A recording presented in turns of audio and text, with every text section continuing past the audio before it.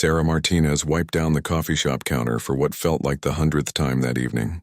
The small cafe near the military base always got busy around dinner time, filled with soldiers grabbing quick meals before heading back to their duties.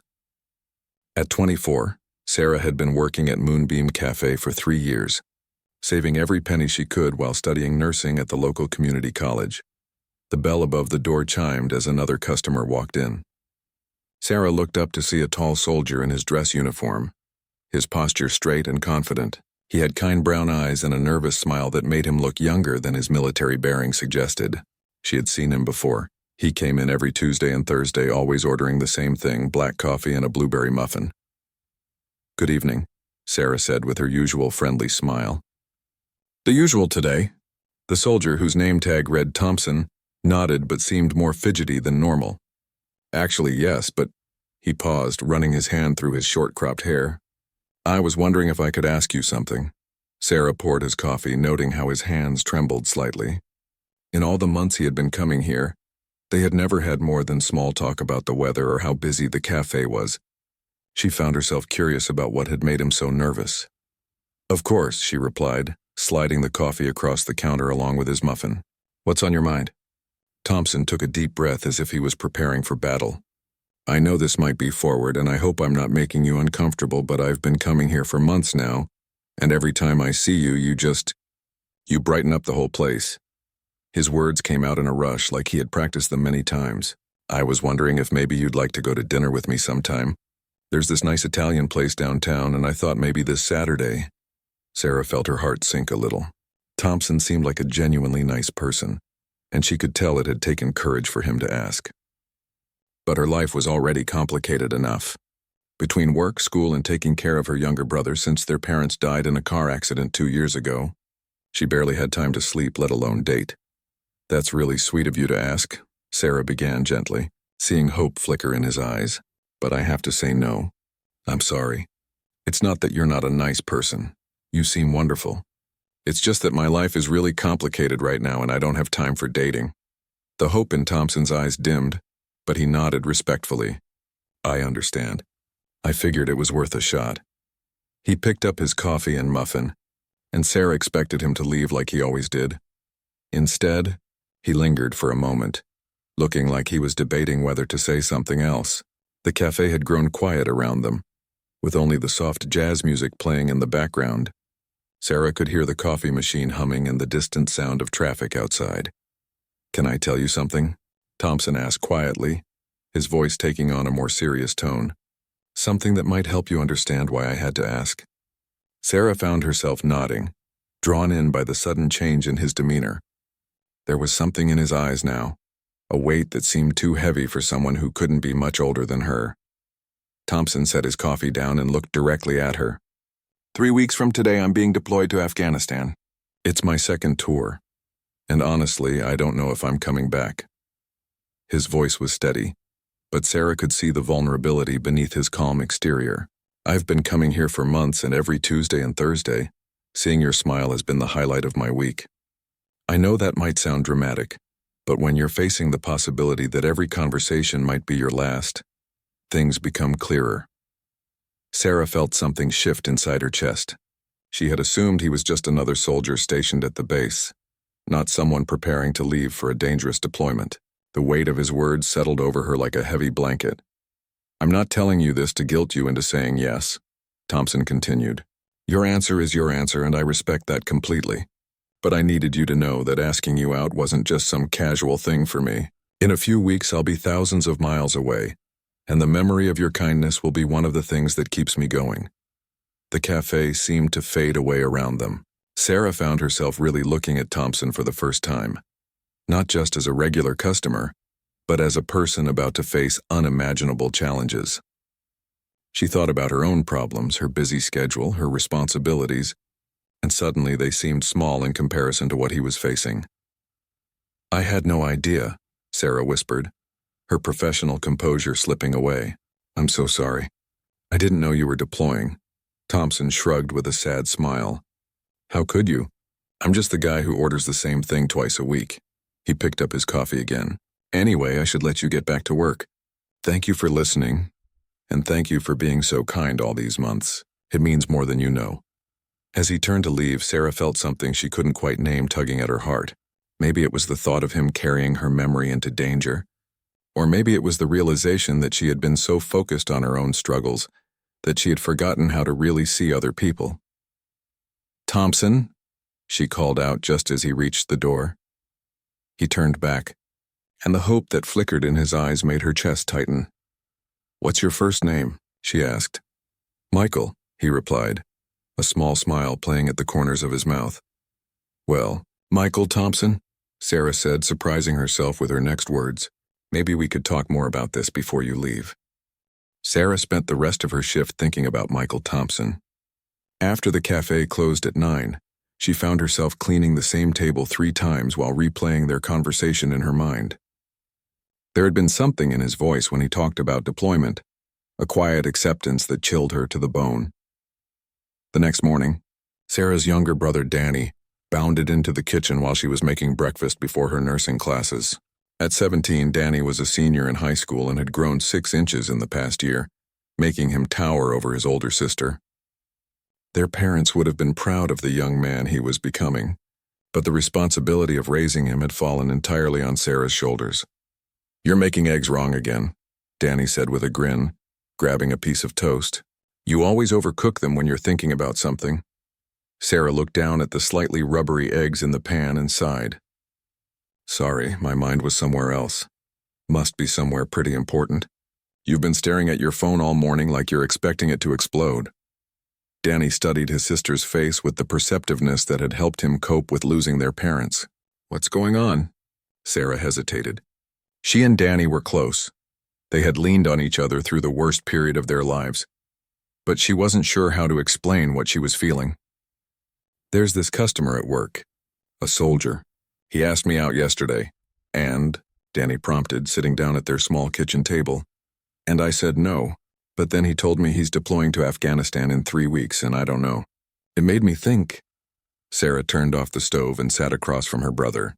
"Danny, what if something happens to him over there? What if he gets hurt, or worse, and I could have made his last few weeks here a little brighter?" Danny was quiet for a moment, which was unusual for him. Finally he spoke. "Sarah, you've spent the last 2 years taking care of me and working and going to school. When's the last time you did something just because you wanted to?" The question caught Sarah off guard.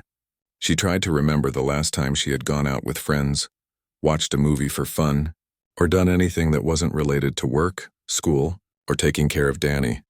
The realization that she couldn't remember made her stomach twist. "That's different," she said. "I have responsibilities." "Yeah, you do. But Mom and Dad wouldn't want you to stop living your life because of me." Danny's voice was gentle but firm. "And honestly, you've been so focused on taking care of everyone else that I think you've forgotten how to let someone take care of you." Sarah felt tears prick at her eyes. Sometimes Danny's wisdom surprised her, reminding her that he had grown up too fast after their parents' death. "What if I don't have time for a relationship? What if it's not fair to him?" "What if it is fair?" Danny countered. "Sarah, this guy is about to go to war. Don't you think he's capable of deciding what he wants to spend his time on? And don't you think you deserve to have someone who thinks you're worth asking out, even when they're facing something that scary?" That afternoon, Sarah found herself distracted during her nursing clinical rotation at the local hospital.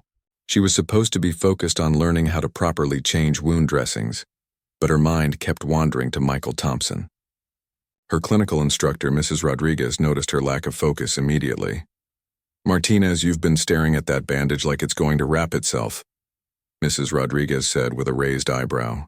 "Everything all right?" Sarah blushed. "Sorry, Mrs. Rodriguez, I guess I'm just tired." "Tired or thinking about a boy?" the older woman asked with a knowing smile. Mrs. Rodriguez had been a nurse for 30 years and had seen countless nursing students struggle to balance their personal lives with their studies. "Is it that obvious?" Sarah asked, carefully wrapping the practice bandage around her partner's arm. "Honey, I've seen that look on more faces than I can count.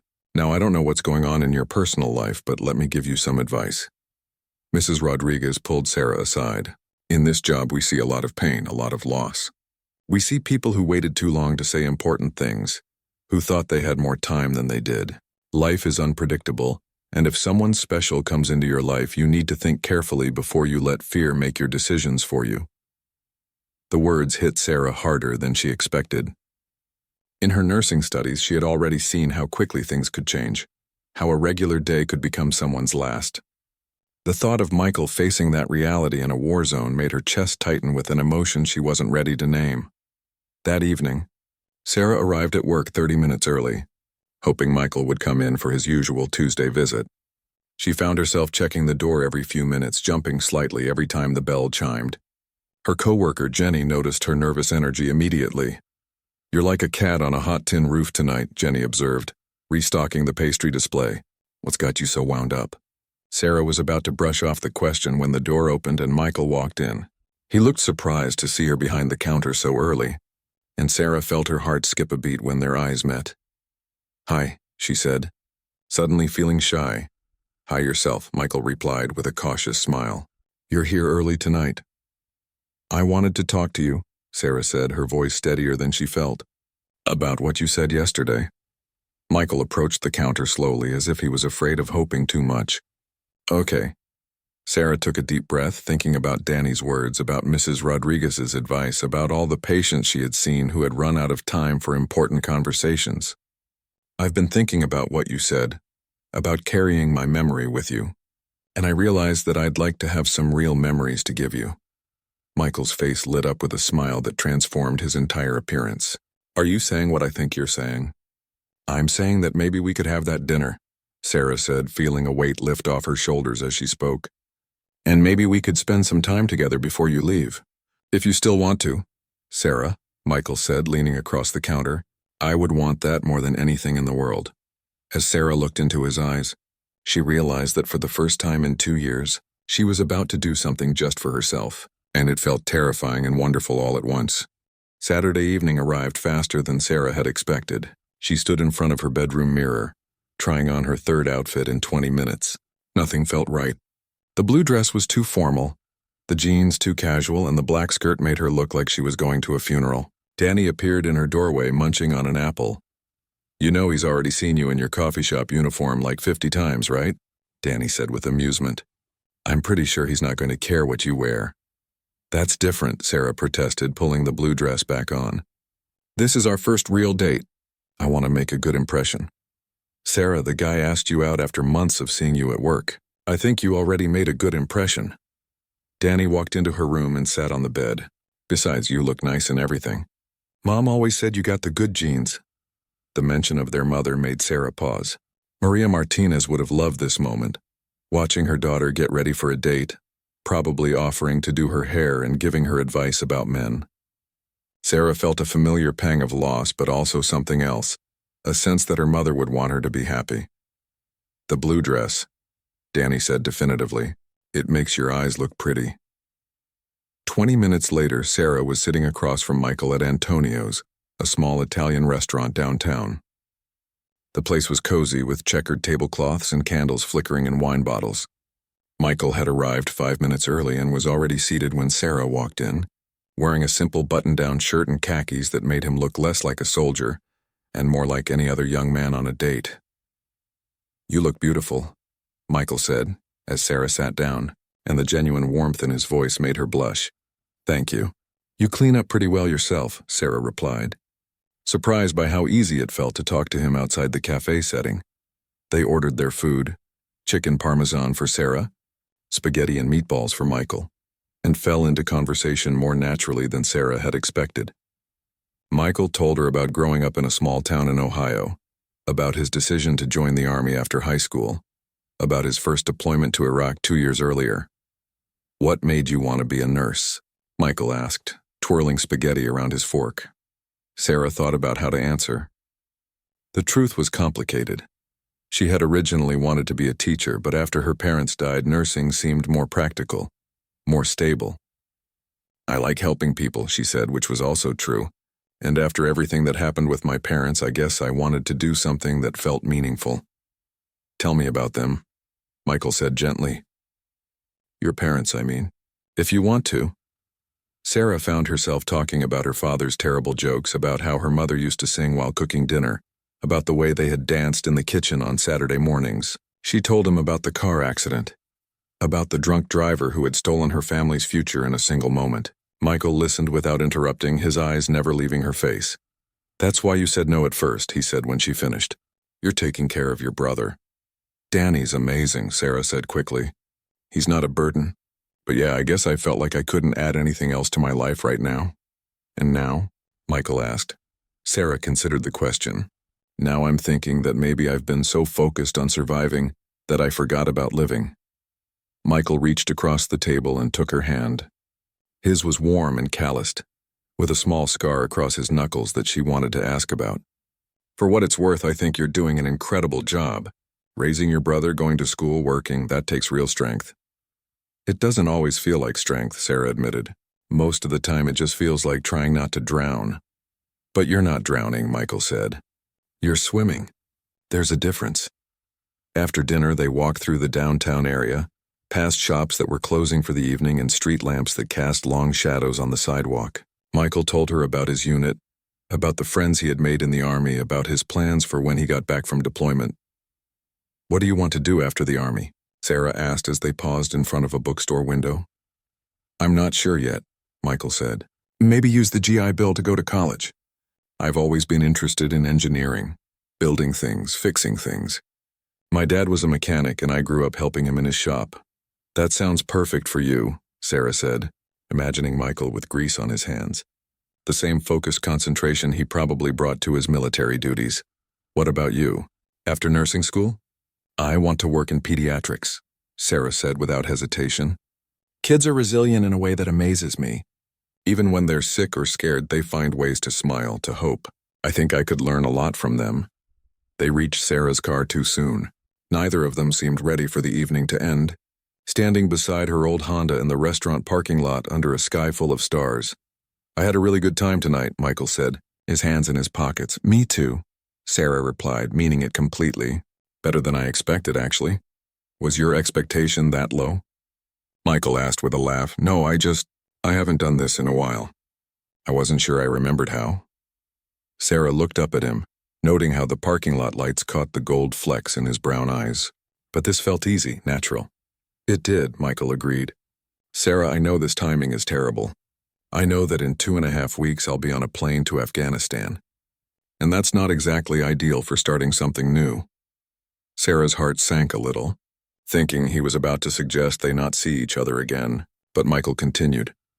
"But I also know that these past few hours have been the best I've felt in months. And if you're willing, I'd like to spend as much time as we can together before I leave. Not because I want you to wait for me or make any promises, but because I think we could have something really special, even if it's just for a few weeks." Sarah looked at this man who was about to go to war, who was offering her honesty instead of false promises, who had already made her laugh more in one evening than she had in months. She thought about Mrs. Rodriguez's words about not letting fear make her decisions. "I'd like that too," she said.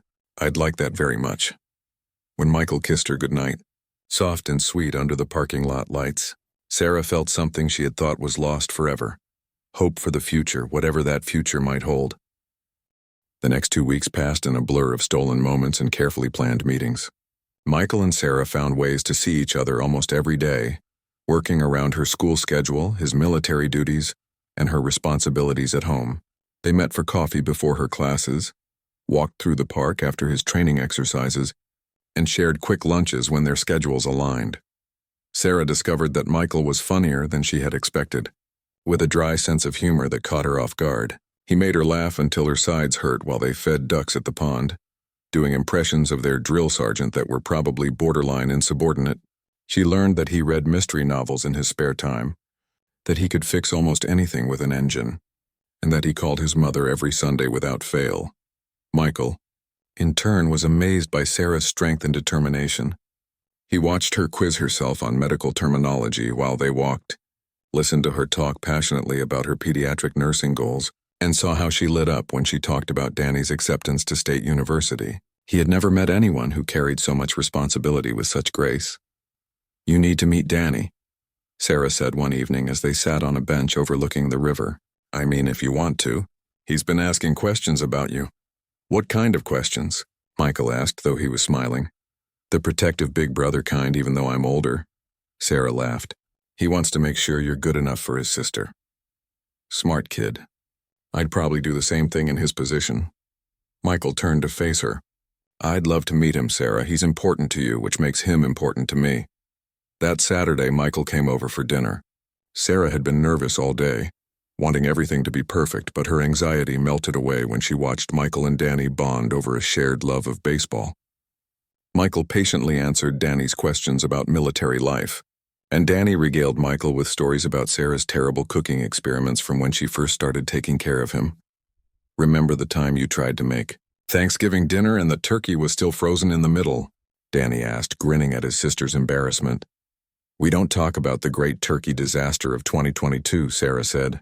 But she was smiling too. I would have loved to see that, Michael said, reaching over to squeeze Sarah's hand, though I bet it was still better than anything I've made. My cooking skills pretty much end at grilled cheese and instant ramen. After dinner, while Sarah was loading the dishwasher, Michael and Danny stepped out onto the back porch. Danny had asked to speak with Michael privately, and Sarah's heart had raced with worry about what her brother might say. So, Danny said, leaning against the porch railing, "You're really deploying in a week." "Yeah," Michael replied. "Next Friday." Danny was quiet for a moment, studying Michael's face in the porch light. "Sarah's been different since she met you. Happier. She smiles more, and not just the polite smile she uses at work. Real smiles. She makes me happy too," Michael said honestly. "The thing is," Danny continued, "Sarah's spent the last 2 years taking care of everyone else. Our parents' death hit her hard, harder than she lets on. And she's been so focused on making sure I'm okay that she forgot to take care of herself."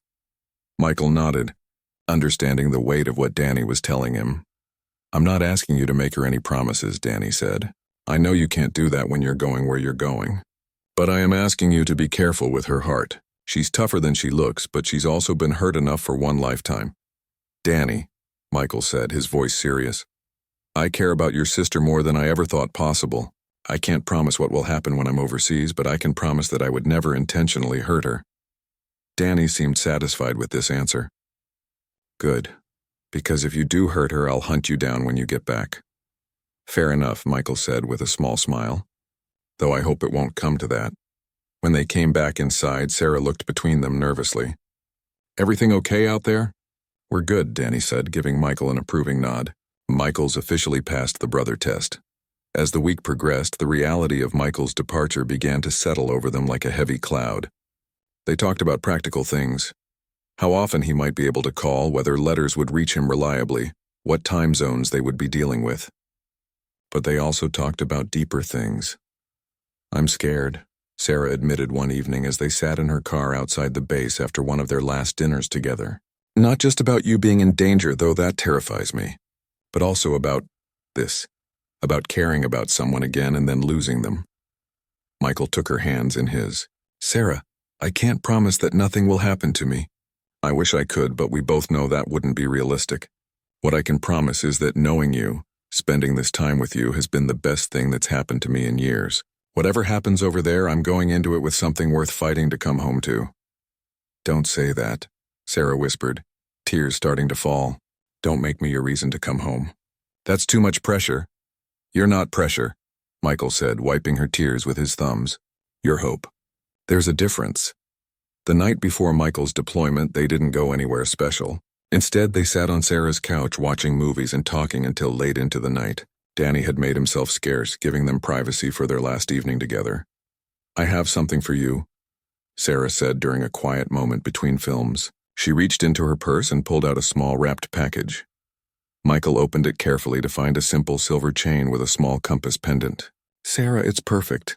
"I know it's not much," she said nervously. "But I thought maybe it could help you find your way home." Michael put the necklace on immediately, the compass settling against his chest where it would stay hidden beneath his uniform. "I love it. And I love—" He paused, the words hanging in the air between them. "I know," Sarah said softly. "I love you too." They held each other on the couch until dawn, not talking much, just memorizing the feeling of being together. When morning came, they both knew that everything was about to change, but neither of them regretted the choice to open their hearts, even with such impossible timing.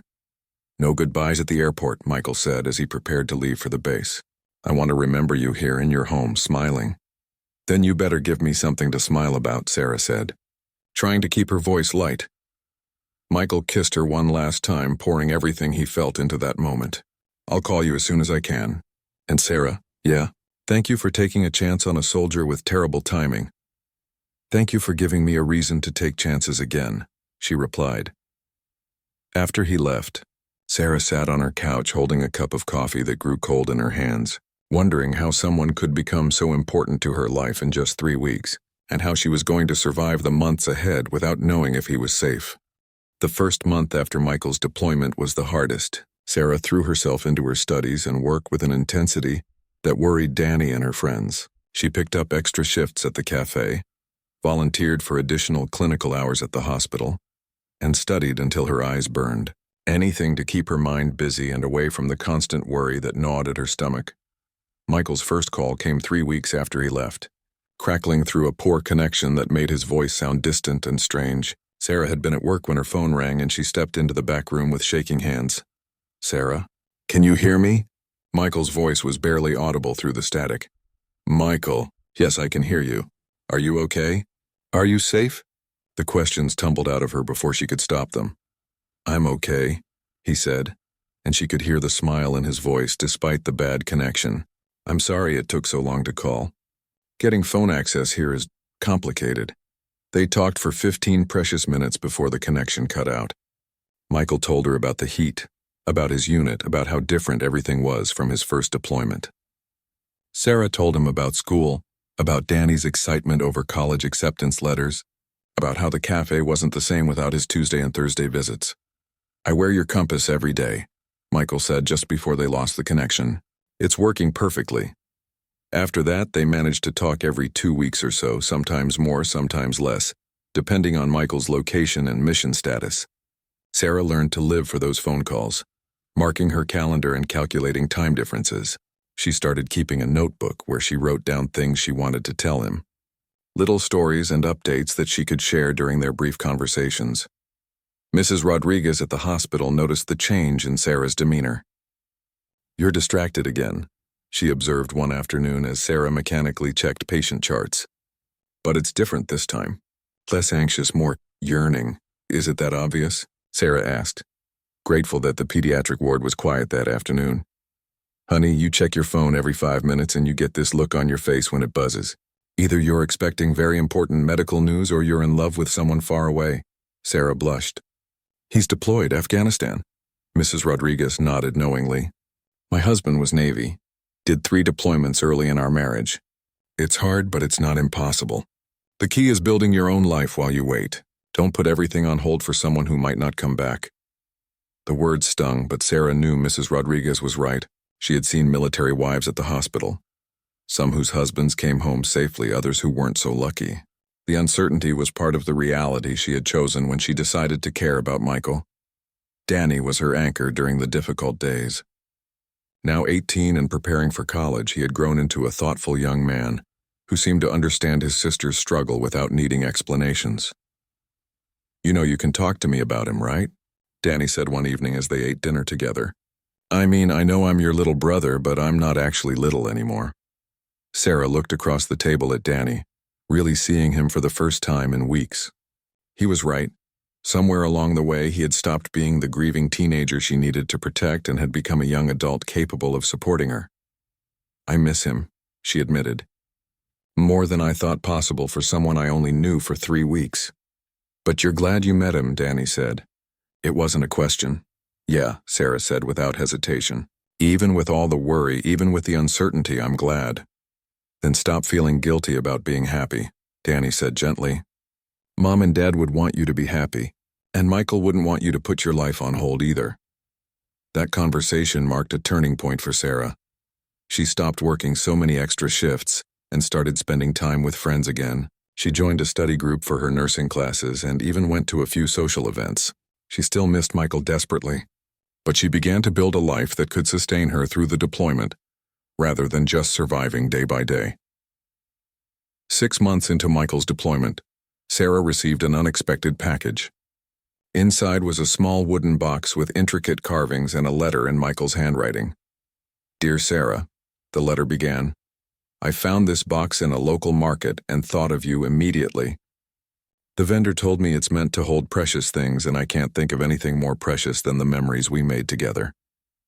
I hope you'll use it to keep something that reminds you of me, the way I keep your compass close to my heart. The letter went on to describe his daily life, the friends he had made in his unit, the children he had met in local villages who reminded him of her pediatric patients. He wrote about missing her smile, about dreaming of their walks by the river, about counting the days until he could hold her again. I know this is hard, he continued. I know you didn't sign up for loving someone in a war zone, and I wouldn't blame you if you decided it was too much.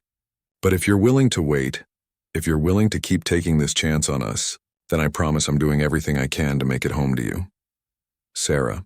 Read the letter 3 times before carefully folding it and placing it in the wooden box along with the compass pendant she had kept as a duplicate, ticket stubs from their movie dates, and a photo Danny had taken of them at dinner that last Saturday night.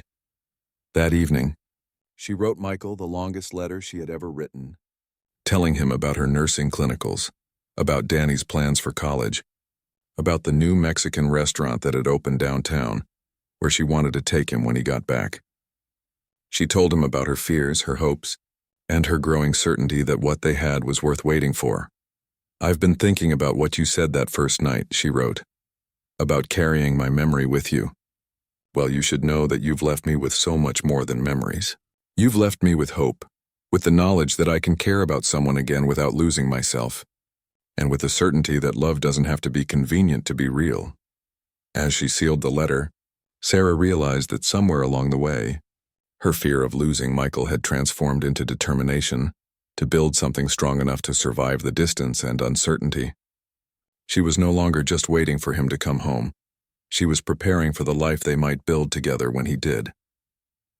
The next morning, she mailed the letter and treated herself to a blueberry muffin and black coffee at the cafe, sitting at the table where she used to serve Michael twice a week.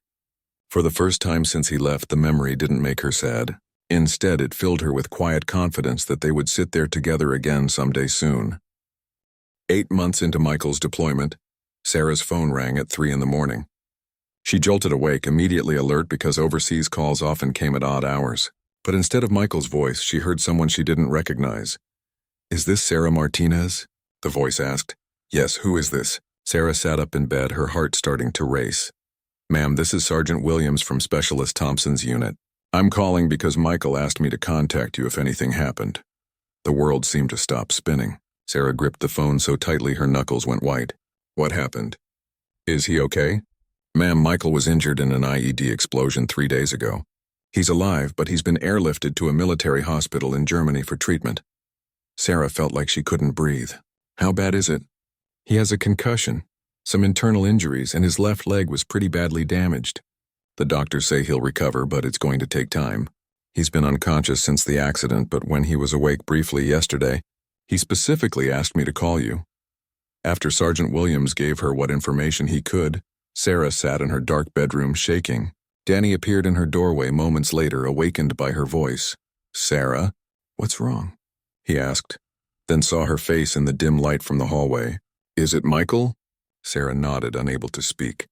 Danny sat on the bed and put his arms around his sister while she cried tears of relief that Michael was alive and terror about how badly he was hurt. The next few days were agony. Sarah couldn't concentrate on anything, jumping every time her phone made a sound.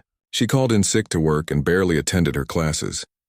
Mrs. Rodriguez found her crying in the hospital supply closet during her clinical rotation. Talk to me, Mrs. Rodriguez said gently, closing the door behind her. Sarah told her everything, about the call, about Michael's injuries, about the horrible waiting and not knowing. Mrs. Rodriguez listened without interrupting, occasionally handing Sarah tissues. Have you heard anything since that first call? Mrs. Rodriguez asked. Nothing. They said they'd call when he was stable enough for phone contact, but that was 4 days ago. Sarah wiped her eyes. I don't even know if he's awake.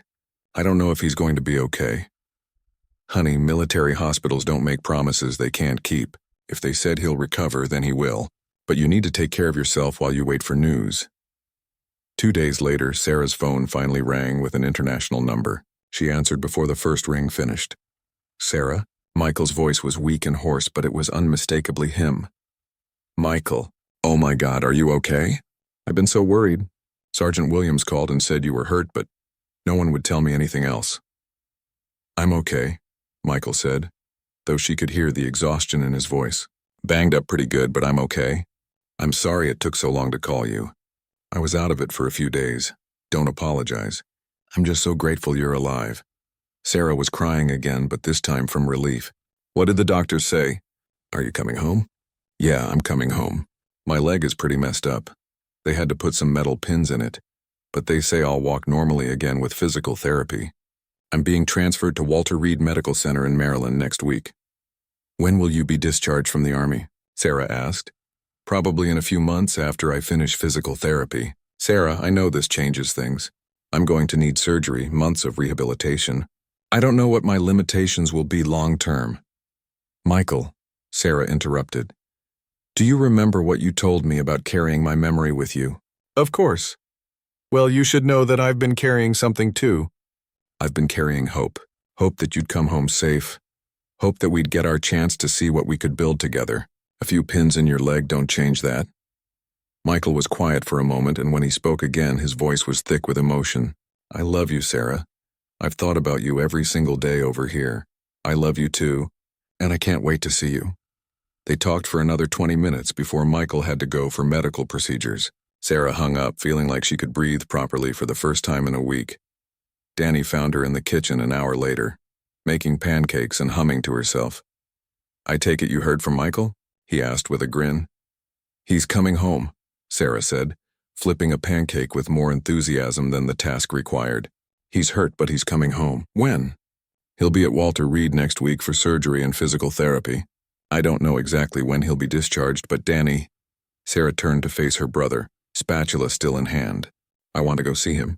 I know it's complicated with school and work, but I need to see him. Then go, Danny said simply. Sarah, you've spent 2 years taking care of me. I think I can handle things here for a weekend while you go take care of the person you love. 3 weeks later, Sarah stood outside Walter Reed Medical Center, holding a bag of blueberry muffins from Moonbeam Cafe. She had driven 8 hours straight, sustained by coffee and anticipation. When she walked into Michael's room, he was sitting up in bed, his left leg elevated and wrapped in bandages, looking thinner than she remembered but unmistakably himself. You came, he said, his face lighting up with a smile that made the long drive worth every mile. Did you really think I wouldn't? Sarah asked, setting down the muffins and moving to his bedside. When Michael kissed her, Sarah felt all the fear and uncertainty of the past months melt away. He was different. There were new lines around his eyes, a wariness that hadn't been there before, but he was home, and he was hers. I brought you something, Sarah said, pulling the wooden box from her bag. I've been keeping our memories safe, just like you asked. As Michael looked through the contents of the box, their letters, ticket stubs, photos, Sarah realized that they had both been changed by their time apart. She was stronger, more independent, more certain of what she wanted. He was more serious, marked by experiences she would never fully understand. But the love between them had not only survived the distance and uncertainty, it had grown deeper, more real, tested by circumstances that had proved its worth.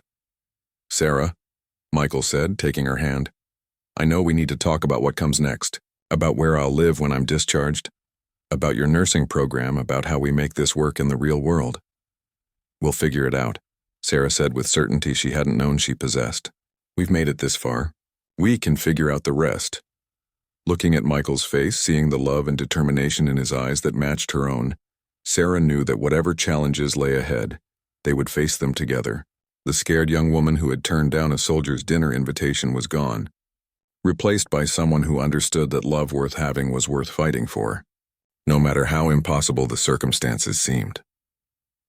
2 years later, Sarah stood in the hallway of Children's Hospital wearing her brand-new pediatric nurse uniform, checking her reflection in the glass doors one last time. She had graduated from nursing school 6 months earlier with honors, and today was her first day in the job she had dreamed about for so long. Her phone buzzed with a text from Michael. First day nerves are normal. You're going to be amazing. Can't wait to hear all about it tonight. Love you? Sarah smiled, tucking her phone back into her pocket. Michael had been her biggest supporter through the final year of nursing school, helping her study for exams and celebrating every milestone with her. His own journey had been challenging. Months of physical therapy, learning to walk properly again, dealing with nightmares and the psychological aftermath of his injury. But he had faced it all with the same quiet determination that had first attracted Sarah to him. "You must be Sarah," a voice said behind her. Sarah turned to see a woman in scrubs approaching with a warm smile. "I'm Dr. Patricia Chen, the head of pediatrics. We've been looking forward to having you join our team." "Thank you." "Dr. Chen, I'm excited to be here," Sarah replied, following the doctor through the ward. As Dr. Chen showed her around the unit, introducing her to other nurses and explaining procedures, Sarah felt a sense of rightness that confirmed she had chosen the correct path. The children's ward was exactly where she belonged, helping families through some of their most difficult moments. Her first patient was a 7-year-old girl named Emma, who was recovering from appendix surgery. Emma was scared and missing her parents, who were stuck in traffic trying to get to the hospital. "Hi, Emma," Sarah said gently, sitting beside the little girl's bed. "I'm Sarah, and I'm going to be taking care of you today. I heard you're feeling a little worried." Emma nodded, clutching a stuffed elephant. "My tummy hurts and I want my mommy." "I know, sweetie. Your mommy and daddy are on their way, and until they get here, I'm going to stay right here with you. Would you like to tell me about your elephant? He looks very important." As Sarah talked with Emma, helping the little girl feel less scared and more comfortable, she thought about the journey that had brought her to this moment. Every challenge she had faced, losing her parents, raising Danny, waiting for Michael through his deployment and recovery, had prepared her for this work in ways she was only now beginning to understand. That evening, Sarah arrived home to find candles lit on the dining room table and the smell of something delicious coming from the kitchen. Michael appeared in the doorway, moving easily despite the slight limp that was the only visible reminder of his injury. "How did the first day go?" he asked, pulling her into his arms. "It was perfect," Sarah said, meaning it completely. "Challenging and emotional and exactly what I want to be doing." "I'm proud of you," Michael said, kissing her forehead. "I know how hard you've worked for this." Michael had finished his physical therapy 8 months earlier and used his GI Bill benefits to start studying engineering at the local university. He was also working part-time at a veterans support center, helping other soldiers transition back to civilian life. The work was meaningful to him, and Sarah loved seeing how he lit up when he talked about helping others. Danny joined them for dinner, taking a break from his own studies. Now in his second year of college, he was majoring in social work and doing well both academically and socially. The three of them had formed an unusual but strong family unit, supporting each other through all of life's changes. "So, Sarah," Danny said as they ate the chicken parmesan Michael had made, "Emma's mom called the hospital to thank you specifically. Dr. Chen said she's never seen a new nurse connect with a scared child so quickly." "How do you know that?" Sarah asked, surprised. Danny grinned. "I may have called to check on how your first day went. I know I'm not supposed to worry about you anymore, but old habits die hard." Sarah reached across the table to squeeze her brother's hand. "I love that you still worry about me, and I love that you called to check on me." After dinner, Michael and Sarah sat on their back porch, watching the sunset and talking about their days. It had become their favorite ritual, this quiet time together at the end of each day.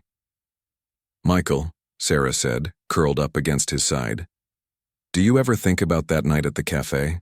When you asked me to dinner and I said no?" "Sometimes," Michael replied. "Why?" "I think about how different things might have been if you hadn't told me about your deployment. If you had just accepted my no and walked away." "But I didn't," Michael said. "And you didn't let me. You called my name when I was leaving, remember?" Sarah smiled at the memory. "I did, didn't I?" "You know what I think?" Michael said, turning to look at her. "I think we were always going to find our way to each other. Maybe not that exact night, maybe not in that exact way, but somehow, some things are just meant to be. Even with all the complications. The deployment, your injury, my responsibilities? Especially because of the complications," Michael said. "Anyone can fall in love when everything is easy. It takes something special to fall in love when everything is difficult, and then to choose to keep loving each other through all the challenges." As they sat together in the gathering darkness, Sarah reflected on how much their lives had changed since that first nervous conversation at the cafe counter. She had graduated nursing school and started her dream job. Michael had healed physically and emotionally, found his calling in helping other veterans, and was building toward a degree in engineering. Danny had grown into a confident young man who was thriving in college. But more than the individual accomplishments, they had all learned how to be a family in the truest sense. Not just people who lived together or shared DNA, but people who chose each other every day, who supported each other's dreams and weathered difficulties together. "Sarah," Michael said quietly, "there's something I want to ask you." Sarah looked up at him, noting the nervous energy in his voice that reminded her of that first night when he had asked her to dinner. Michael shifted slightly, reaching into his pocket. "I know our timing has never been conventional. I asked you out right before deploying. I fell in love with you in 3 weeks, and I'm probably about to propose at the worst possible time since you just started a new job." Sarah's heart stopped. "Michael. But here's what I've learned," he continued, pulling out a small velvet box. "Perfect timing is a myth. Life is unpredictable and messy and sometimes scary. The only thing that matters is finding someone you want to face all of that unpredictability with." He opened the box to reveal a simple, beautiful ring with a small diamond that caught the last rays of sunlight. "Sarah Martinez, you took a chance on a soldier with terrible timing once before. Would you be willing to take one more chance? Will you marry me?" Sarah looked at this man who had changed her life simply by being brave enough to ask her to dinner, who had shown her that love could survive deployment and injury and all of life's uncertainties. She thought about the scared young woman she had been 2 years ago, so focused on protecting herself that she had almost missed the best thing that ever happened to her. "Yes," she said, laughing and crying at the same time. "Yes, absolutely, yes." As Michael slipped the ring onto her finger, Sarah realized that her story had come full circle. She had started as someone afraid to take chances, convinced that opening her heart would only lead to pain. Now she was someone who understood that the biggest risk in life wasn't loving someone. It was missing out on love because you were too afraid to try. Later that night, as they called their friends and family to share the news, Sarah caught sight of herself in the hallway mirror. She looked different than she had 2 years ago, more confident, more settled, more complete. But most importantly, she looked happy. When Danny hugged her and said, "Mom and Dad would be so proud of you," Sarah knew he was right. Not just proud of her nursing career or her engagement, but proud of the woman she had become, someone brave enough to say yes to love, even when it came with no guarantees. The next morning, Sarah went to work wearing her engagement ring and carrying the same sense of hope that had sustained her through Michael's deployment. She had learned that love wasn't about finding someone perfect or waiting for perfect circumstances. It was about finding someone worth facing imperfect circumstances with, someone who made you want to be braver than you thought possible. As she walked into the children's ward to start another day of helping young patients and their families, Sarah smiled, thinking about the journey that had brought her here. Sometimes the most important moments in life came disguised as ordinary conversations with regular customers. Sometimes the best decisions were the ones that scared you the most. And sometimes, saying yes to something uncertain was the only way to discover what you were truly capable of. She had turned down a soldier's request that first night, but his next words had indeed changed everything for her. They had changed her understanding of love, of courage, of what it meant to truly live rather than simply survive. And as she began another day in the job she loved, engaged to the man who had taught her to take chances, Sarah knew that the best parts of her story were still being written.